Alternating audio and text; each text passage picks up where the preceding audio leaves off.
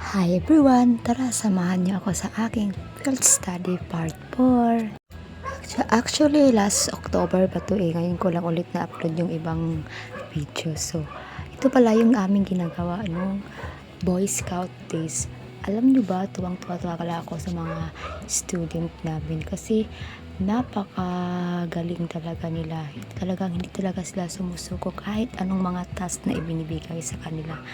Kaya tingnan nyo, kahit ang hirap na mga tasks nila, kinakaya nila para ma-reach namin yung mga tasks na binibigay sa amin. Bali, 7 tasks yung binipuntahan namin para mabigyan kami ng sticker. So, ayun pala ang nangyari. Bali, 4 na lang talaga sila dahil yung iba ayaw nilang sumali kasi dapat may dala kang extrang damit eh. First time ko talagang sumali sa mga ganito kasi nung elementary days ko, never ko pa talaga itong sinalihan ng mga Boy Scout. Kaya ito, na-miss talaga ako sa mga... Natutuwa talaga ako sa aking mga student kasi kahit 4 lang sila, talaga pinipilit nilang kayanin matapos yung mga task nila. So ito nga, ginaguide ko nga sila eh.